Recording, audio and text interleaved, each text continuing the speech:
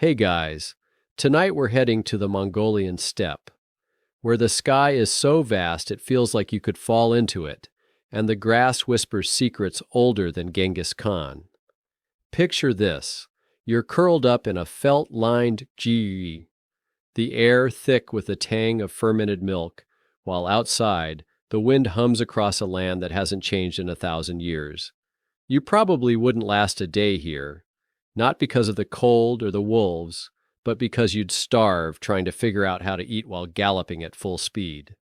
So before you get comfortable, take a moment to like the video and subscribe, but only if you genuinely enjoy what I do here. And hey, drop a comment with where you're listening from and what time it is. Nothing like imagining a fellow sleepy historian in Tokyo or Oslo nodding off to Mongolian cheese facts. Now, dim the lights, maybe turn on a fan for that soft background hum, and let's ease into tonight's journey together. Dawn on the steppe isn't golden. It's a slow seep of blue, like ink bleeding into water. You blink awake to the sound of horses snuffling, their breath fogging the air. A nomad's day starts before the sun. No snooze buttons, no coffee grinders, just the rhythmic thunk of a wooden churn being strapped to a saddle. Historians love to argue about when Mongols first domesticated horses. Was it 4000 BCE or earlier? But everyone agrees. Without them, cheese wouldn't exist here. You stumble outside, bare feet crunching frost, and immediately regret it. The ground is harder than a medieval tax collector's heart. A herder tosses you a leather pouch. It sloshes. "Erig," he grunts. That's fermented mare's milk, and it tastes like someone left yogurt in a saddlebag for a week, because they did. Mainstream history books will tell you Mongolians were lactose tolerant, a genetic quirk that let them conquer continents on a dairy diet. But here's the fringe fact. Some scholars think they just pretended to like the stuff, because, honestly, what else were they going to drink? The herd moves before you finish gulping. No time for breakfast. You'll eat on horseback like a proper nomad. As you clamber onto your mount, who's judging you for your terrible posture? The horizon swallows the last stars. The air smells like wet grass and horse sweat, with a faint whiff of something sour. Ah, yes, that's the cheese. You're bouncing along on your horse, knees aching, wondering how anyone could do this for 12 hours straight, let alone eat while doing it. The nomad beside you, a leather-faced elder named Batu, grins as he unwraps a cloth bundle with one hand and steers his horse with the other. Inside, a crumbly white block that looks like feta but smells earthier. "Arul," he says, tossing you a piece. It's drier than a tax ledger and twice as hard. You gnaw at it like a beaver on a log while Batu laughs. This is nomad life. Meals that don't require plates, recipes that don't need fire, and a diet that would make a gastroenterologist weep. Mainstream history loves the 5 meals a day myth of medieval Europe, but out here, you eat when you can, what you can. The Mongolian secret?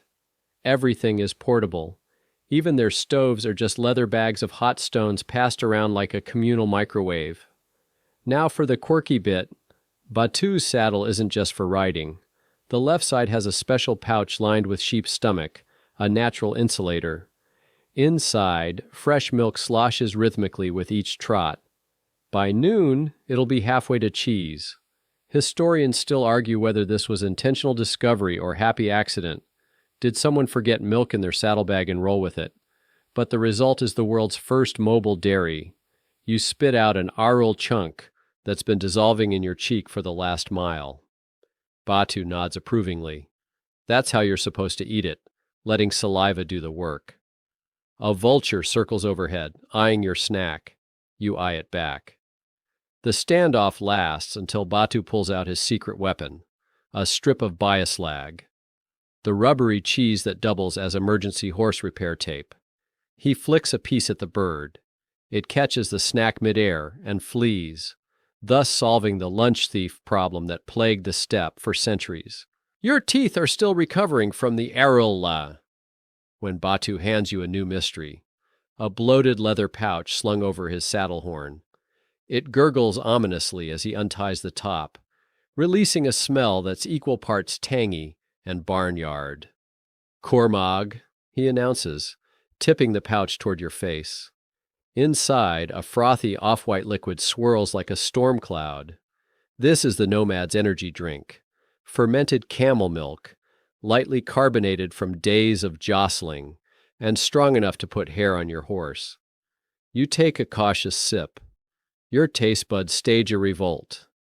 Batu, meanwhile, downs his share in one go and belches a note that echoes across the plains. Mainstream food historians will tell you fermentation was purely for preservation. No refrigeration on the steppe, after all. But here's the twist. Mongolians liked it this way.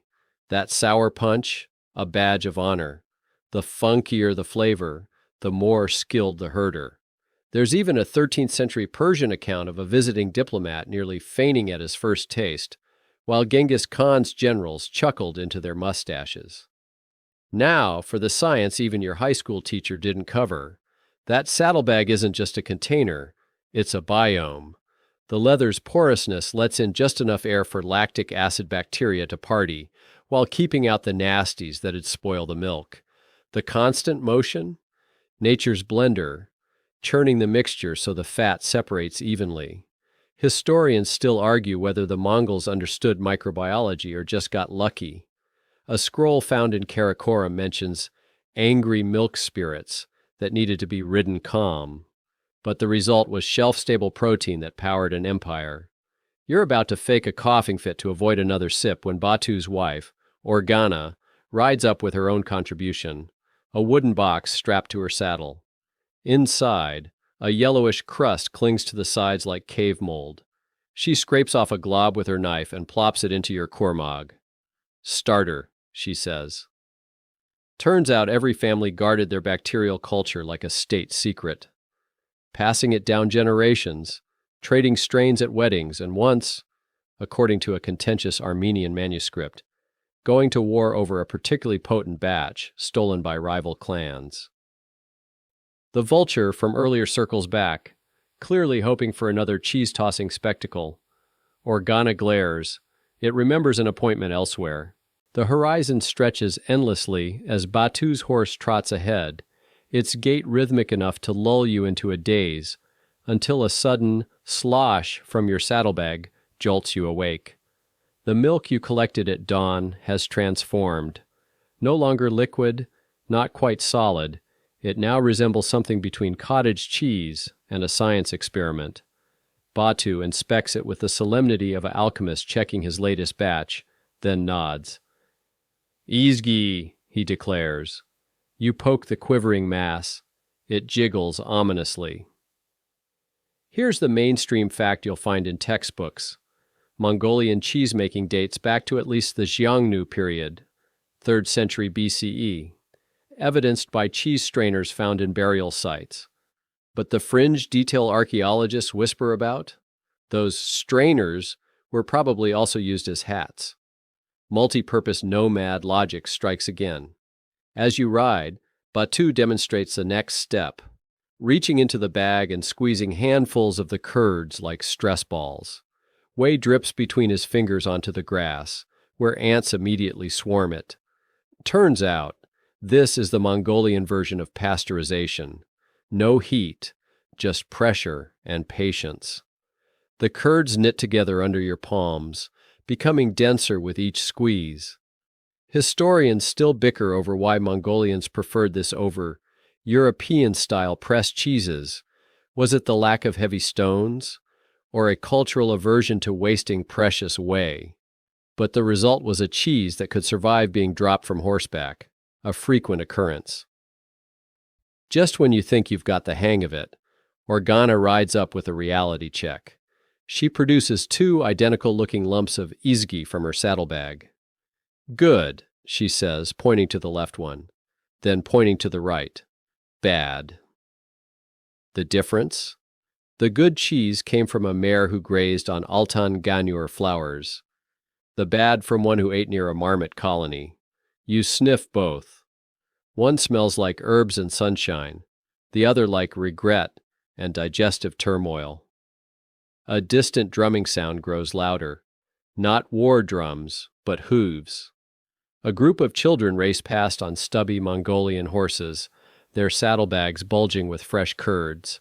They're playing kurug, the traditional game of who can make cheese fastest while galloping. The winner gets first pick of the autumn foals. The loser has to drink an entire pouch of month-old arag. You silently cheer for the smallest rider. The sun hangs heavy over the steppe as Batu suddenly veers off the trail, his horse picking its way down a slope toward a cluster of boulders. Nestled between them sits something that looks suspiciously like a crime scene, a stretched sheepskin pegged to the ground, covered in lumpy white mounds that glisten in the afternoon light. "Solar cheese," Batu announces with the pride of a Michelin-starred chef. Here's the textbook fact. Mongolians were early pioneers of solar drying, using UV rays as a natural preservative. But the bizarre footnote? They believed cheese dried under a full moon absorbed night energy, making it better for long journeys. A 14th century Persian trader's diary complains about Mongolian merchants refusing to sell day cheese to caravan leaders. You kneel beside the sheepskin, where organa is turning cheese slabs like pancakes. The heat has transformed them into leathery tiles that bend but don't break. The original protein bars. She hands you a piece that snaps cleanly between your fingers, releasing a scent like toasted milk and grass. 3 days sun, she says, then points to a darker batch, 7 days, for winter. The difference in texture is astounding. The 3-day still faintly creamy inside, the 7-day practically fossilized. Historians still debate whether Genghis Khan's famous emergency rations were actually just really over-dried cheese. A shadow passes overhead. Not a cloud, but an eagle. It's eyeing the cheese with disturbing focus.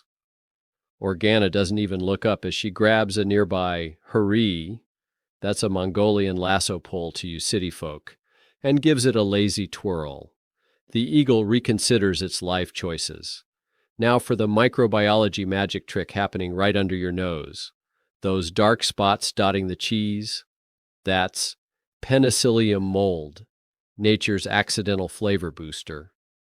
While Europeans were still burning witch cheeses in the Middle Ages, Mongolian herders actively cultivated these microbial gardens. Some families even maintained signature mold strains by storing cheeses in the same caves year after year. You break off a corner of the 7-day batch. It tastes shockingly like modern blue cheese, with an aftertaste that whispers of wild onions and saddle leather. Batu produces a small knife and begins shaving a sun-dried slab into feather-light curls. This is Arul's final form, cheese so dehydrated it could survive nuclear winter. He tosses a handful into a leather bag where it rattles like dice. "For baby," he says, and you realize with horror he means both human infants and foals. The ultimate fast food snack for the breastfeeding set. A gust of wind sends a dried cheese curl skittering across the rocks. The eagle makes its move. Organa's hurry flashes. The steppe's first and only cheese-based air battle commences. The sun dips low as Batu leads you to a circle of weathered stones, the nomad equivalent of a bank vault. Inside lies his family's most prized possession, a wooden chest wrapped in felt and secured with horsehair cords. He undoes the knots with ceremonial slowness, revealing blocks of cheese so white they glow in the twilight. This isn't just food, it's currency. Mainstream economics credits the Mongols with inventing paper money, but few mention their original liquid, well, semi-solid assets. A single block of high-grade imbaya slag could buy a fine knife in Karakoram. 3 blocks secured a woolen cloak, and in 1221, according to a surviving trade ledger, a particularly aromatic batch was traded for a Persian scribe's services, though the scribe later complained about the persistent dairy smell in his new yurt. You run a finger along the edge of a cheese block. It's smoother than marble, cool to the touch despite the day's heat.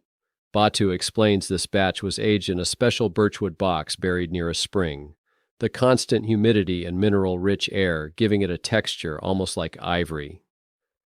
Historians still argue whether these were the world's first aged cheeses, take that Parmesan, or if the technique was borrowed from Siberian reindeer herders who stored curds in hollowed-out tree trunks. Now for the black market angle, Organa produces a smaller bundle from her sleeve, cheese wrapped in birch bark and stamped with a clan symbol. "For tea houses," she whispers. Turns out there was an entire underground trade in spiced cheeses, where adventurous merchants added everything from wild garlic to ground antler velvet. The most coveted? A rare snow lotus-infused variety that allegedly helped Kublai Khan's astrologers stay awake during marathon stargazing sessions. You take an experimental nibble.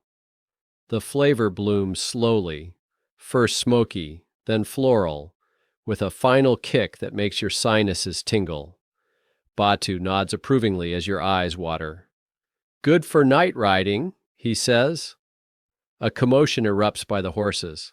One of the children has discovered the hard way why you don't leave cheese unattended.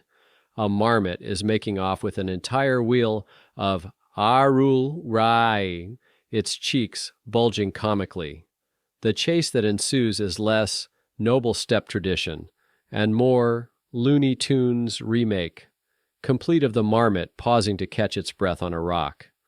As dusk settles, Batu repacks his cheese treasury with the care of a jeweler handling diamonds. The last block goes in with particular reverence. This one's for his daughter's dowry. You don't have the heart to tell him about modern refrigerators. The fire crackles as Batu unrolls a leather map across his knees, not of lands or rivers, but of grazing routes marked with cheese symbols. A wedge for spring pastures where the milk runs rich, a crumble for summer's leaner months, and suspiciously few marks near the western mountains. "Bad cheese lands," he grumbles. You peer closer and see tiny skull drawings. Ah, poisonous plants. Even the hardiest Mongolian bacteria won't touch milk from sheep that grazed on drunken grass. Here's the textbook tidbit. Genghis Khan's armies carried cheese as emergency rations during campaigns. But the bizarre truth? They classified cheeses by strategic value. Soft bias lag was short march cheese, semi-dried arul for 3-moon travels, and the rock-hard aged stuff was reserved for when we're probably all going to die situations. A Persian chronicle describes besieged soldiers surviving on cheese scrapings dissolved in hot water, the medieval equivalent of instant ramen. Organa stirs an iron pot hanging over the fire, its contents bubbling ominously. She adds a handful of cheese shavings that immediately vanish into the murk. This is Banch soup, the ultimate nomad comfort food, where cheese doesn't just garnish, but becomes the broth. You accept a wooden bowl with both hands. The first sip coats your tongue like liquid velvet, with an aftertaste that somehow reminds you of rainy autumn mornings. Historians still debate whether this was actual cooking or just cheese-assisted water purification, fermentation acids killing off nasties. But the result kept entire clans fed through brutal winters. Now for the military-industrial cheese complex you never knew existed. Batu produces a palm-sized cheese disc stamped with a falcon emblem, the Kishig Guard's field ration. These elite warriors carried cheese pressed with honey and ground elk antler, creating a superfood that could allegedly sustain a man for 4 days of hard riding.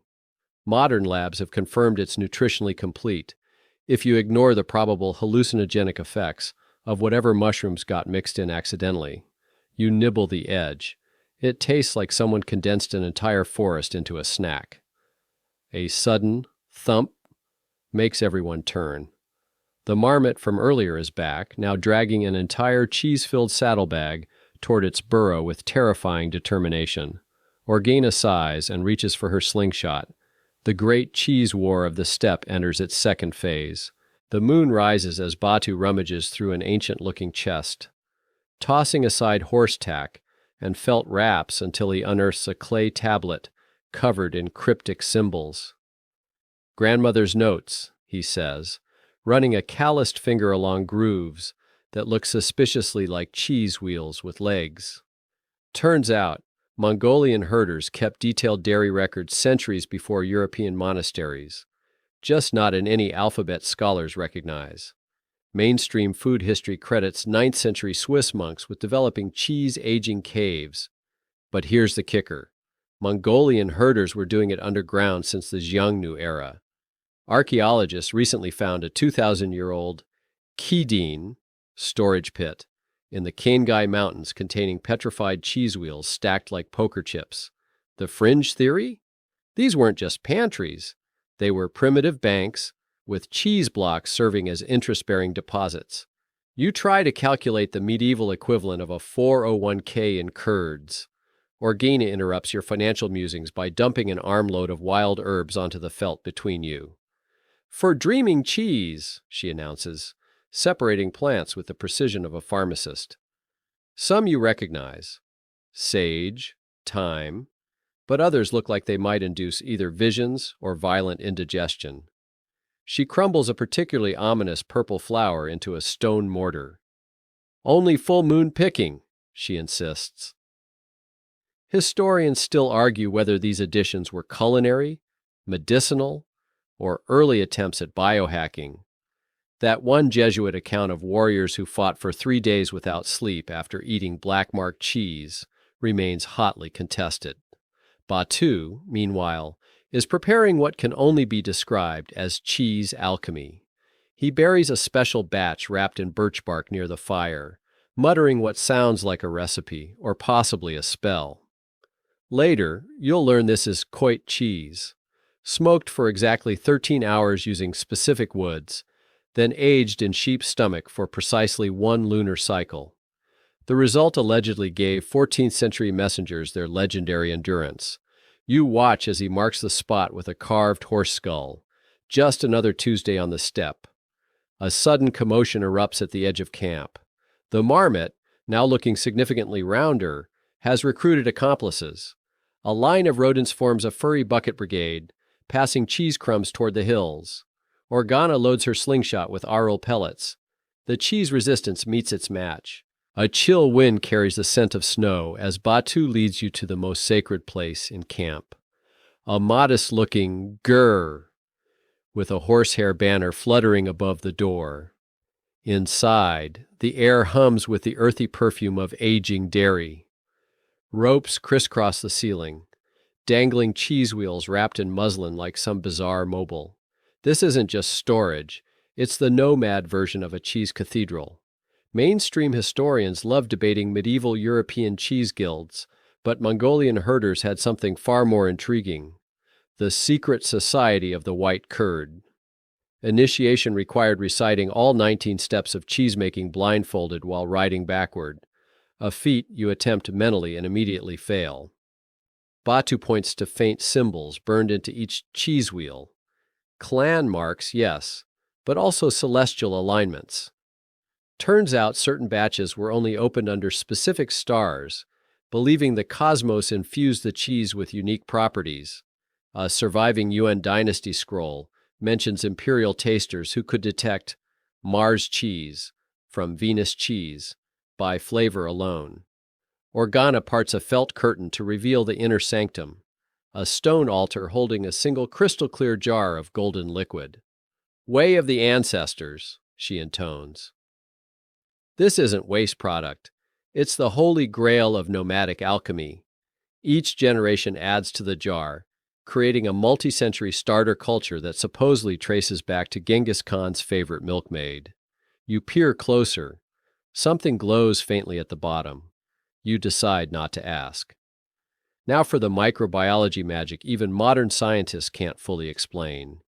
Batu unwraps a cheese so veined with blue mold it looks like a miniature galaxy.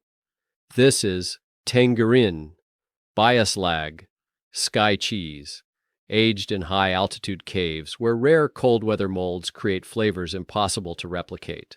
Food historians still argue whether Marco Polo's description of cheese that tastes of clouds referred to this or just really good marketing. A sliver melts on your tongue, unleashing flavors that shift from smoky to floral to something suspiciously like lightning. Outside, the marmot gang has grown bold. One stands sentry while others attempt to roll away an entire small cheese wheel. Organa emerges with a bowl of fermented mare's milk, which she places strategically between camp and rodent headquarters. The resulting moral dilemma collapses their operation. The pre-dawn air bites your cheeks as Batu shakes you awake with urgent whispers. It's kurmag. Harvesting day, and the universe has given exactly a 3-hour window where the stars, the temperature, and the mare's milk align perfectly. You stumble outside to find the entire camp buzzing like a beehive. Even the horses seem alert, their breath steaming in synchronized puffs. Mainstream agricultural history will tell you seasonal cheese production was common worldwide, but Mongolian herders took it to astrological extremes. An 11th century celestial calendar discovered in the Gobi lists no fewer than 27 forbidden days for cheesemaking, dates when the milk stars, probably some constellation we've forgotten, were in unfavorable positions. Modern dairy scientists have, somewhat begrudgingly, confirmed that milk composition does fluctuate with seasons and diet, but whether Pluto's position affects curd formation remains unproven. Organa presses a wooden bucket into your hands and points you toward a particularly grumpy-looking mare. This is your initiation into the ancient art of stealth milking, getting breakfast without getting kicked. The technique involves humming, strategic ear-scratching, and pretending you're not there. You manage 3 squirts before the mare side-eyes you, her hoof lifting in warning. Batu takes over with the grace of a concert pianist, streams of milk ringing against the bucket in a surprisingly melodic rhythm. Now for the microbial miracle happening in real time. The fresh milk already contains Lactobacillus cumicensis, a bacterial strain found only in Central Asian mares. Scientists only isolated it in 2018, but nomads have been cultivating it for millennia through wooden vessels that never see soap, a policy that extends to most Mongolian housewares. As you pour the milk into a leather sack, Batu adds a pinch of powder from a deer antler vial, his great-grandmother's starter culture.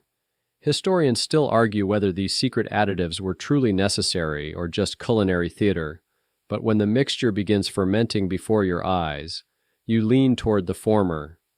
A commotion erupts by the cheese-kadisht gur.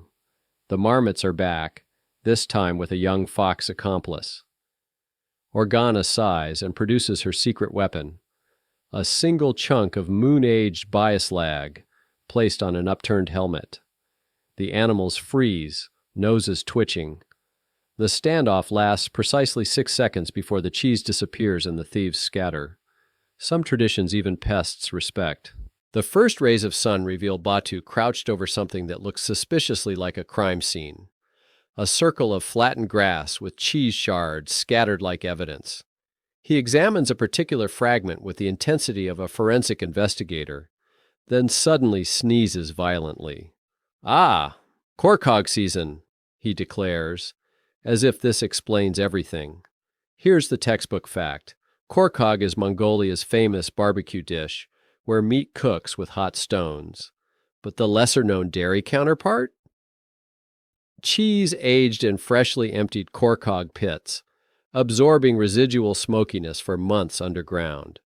Archaeologists have found cheese residue in 12th century cooking pits near Karakorum, suggesting Genghis Khan's chefs repurposed them as accidental cheese caves. Organa appears with what looks like a cheese wheel, wrapped in a suspiciously familiar-looking pelt. "Marmot fat," she explains, rubbing the rind with greasy fingers. Turns out, nomadic cheesemakers used every available preservative. Rendered bear fat for winter cheeses, rendered wolf fat for warrior batches, and yes, occasionally rendered marmot for, well, best not to ask. You catch a whiff, and your sinuses immediately clear. Historians still argue whether these coatings were practical or ceremonial. That one Tibetan manuscript claiming certain fats trapped mountain spirits in the cheese remains controversial. Batu suddenly grabs your wrist and presses it against a buried clay pot. The vibration surprises you. Something inside is alive. When he lifts the lid, you're face to face with a seething mass of cheese mites deliberately cultivated to create a living rind. Like French mimolette, you blurt, then immediately regret it as Batu's eyes narrow. These mites trace their lineage to a strain supposedly carried in a warrior's beard during the siege of Samarkand. The cheese they produce has a crunch that's either gourmet genius or biohazard, depending which food safety official you ask. A distant thump interrupts the lesson, the sound of a cheese wheel hitting felt. The Marmot gang has escalated to aerial attacks, rolling their plunder downhill with alarming precision. Organa calmly sets up a series of felt baffles, redirecting the stolen goods into a waiting basket. The rodents stare, betrayed. Game recognizes game. A sudden snow flurry transforms the camp into a monochrome painting. White smoke curling from ger chimneys, white horses standing motionless, white cheese wheels aging under a thickening blanket of frost.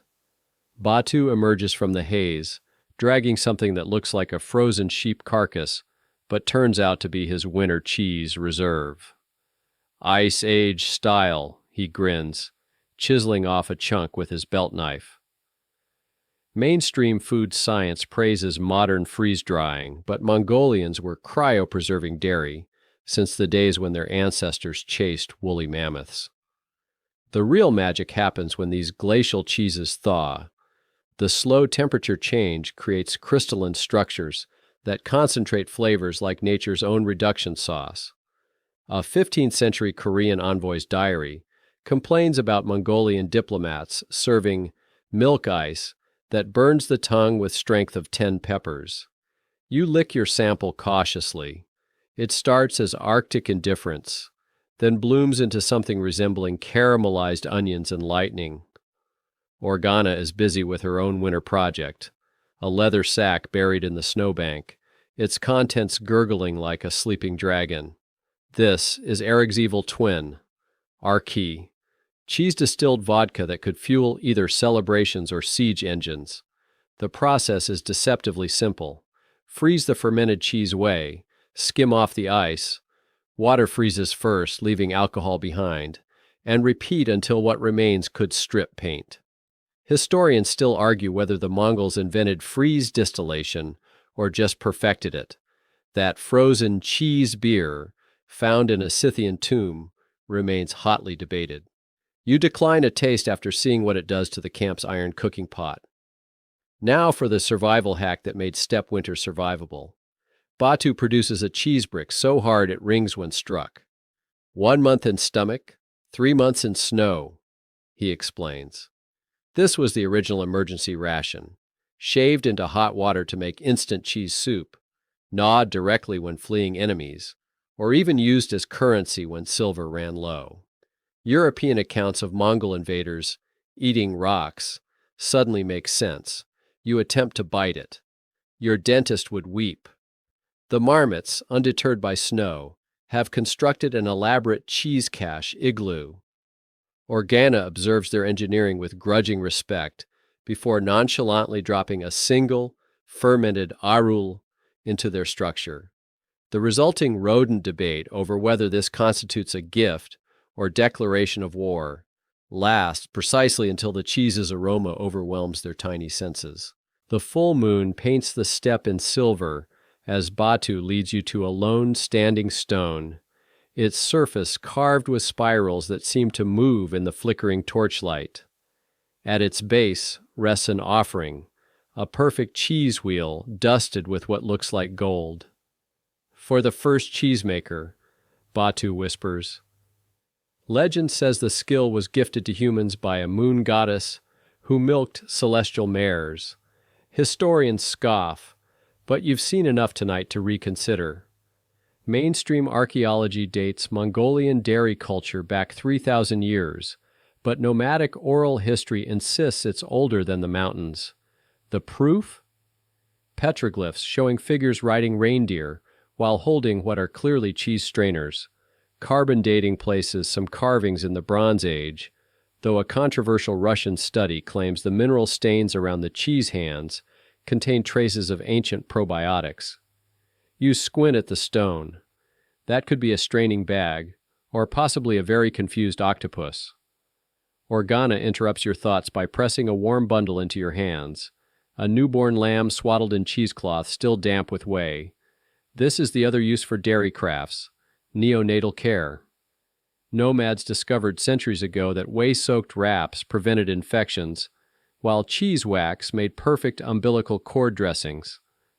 Modern studies confirm whey's antibacterial properties, though the practice of blessing the cloth by rubbing it on sacred cheese wheels remains unverified by science. The lamb sneezes on you. Its breath smells suspiciously of ereg. Now for the ritual that blurs the line between cheesemaking and magic. Batu unwraps a felt bundle revealing 9 miniature cheese wheels, each imprinted with a different animal track. These are ongan cheeses, spirit vessels meant to attract game. He places them in a precise star pattern as Organa chants what sounds like a recipe or possibly a weather report. Historians still argue whether these were actual hunting aids or just early placebo effect, though that 13th century account of a French missionary witnessing a cheese-summoned elk stampede gives pause. A rustling comes from the offering stone. The Marmot gang has returned, this time with a stolen ongan cheese, balanced ceremoniously on the smallest thief's head. Organa watches them rearrange the sacred cheeses into what looks like a rodent banquet table. After a long silence, she tosses them a proper offering, the first peace treaty written in dairy. Dawn's first light reveals a transformed landscape. Frost has turned every grass blade into a crystal spear, and the gers smoke rises in perfect spirals. Batu is already at work, stirring a vat of milk that steams like a thermal spring, but something's different today. The usual chaotic energy has been replaced by methodical precision. Even the horses stand at attention. This isn't just cheese-making, it's time travel. Historians agree Mongolian dairy techniques remain virtually unchanged for millennia, but few understand why. Their methods were ecosystem-specific down to the bacterial level. That wooden paddle Batu uses? Carved from a single large tree that grew where his great-grandfather's herds grazed, its porous grain hosting the same microbial cultures for generations. Modern food scientists call this terroir, but nomads knew it as the taste of home. You're handed a paddle to stir. The motion feels eerily familiar, as if your muscles remember what your mind doesn't. Organa materialize with a clay pot that hums when you press your ear to it. Inside, a symbiotic culture of bacteria and yeast, scobii, has been fermenting since before your grandparents were born. This is the nomad's true heirloom. Not gold or land, but living microbes passed down like a culinary crown jewel. Researchers recently sequenced a similar culture from a 14th century Mongolian mummy's stomach, finding strains now extinct in the wild. You stir it into the vat and watch the milk ripple as if greeting an old friend. Now for the secret weapon in Mongolian dairy dominance, adaptability. Batu adds a handful of pine needles to the curds, a winter variation when pastures were snowbound. Spring batches might include wild garlic, summer ones meadow flowers. European cheesemakers guarded rigid recipes, but nomads treated each batch as a conversation with their environment. That's why Genghis Khan's armies never starved. Their cheese literally evolved with the landscape, the curds thickening before you contain an entire season's botanical history. A commotion erupts at the edge of camp. The marmots are back, but today they're not stealing, they're delivering. A line of rodents deposits tiny offerings at Organa's feet. A thimbleful of rare alpine herbs, a perfectly round pebble, one very confused beetle. She rewards them with cheese crumbs in what might be the steppe's first interspecies trade agreement. The smallest marmot tries to haggle for extra. Some instincts transcend species. The fire has burned down to embers when Batu finally sits back, his face illuminated in flickering orange. Between you rests the night's work, a dozen cheese wheels glistening with natural rinds, their aromas weaving through the smoke into something that smells like memory itself. This is where time bends, your hands still sticky with whey, the stars wheeling overhead exactly as they did for Batu's ancestors. The quiet so complete you can hear the cheeses creak as they settle into their forms. Modern life moves at breakneck speed, but cheese remains one of the last things made essentially the same way across millennia. That arul drying on the rack? Identical to what a 13th century messenger carried in his saddlebag. The bias slag wrapped in birch bark? A taste Kublai Khan would recognize instantly. You run a finger along a wheel's edge, feeling the microscopic canyons where enzymes are already rewriting milk into something timeless. Historians may debate exact dates and methods, but the important truth is simpler. Some things endure because they're perfect. Organa passes you a final cup of arag, its surface reflecting the Milky Way. This batch was started when you first arrived, a living souvenir of your nights on the steppe.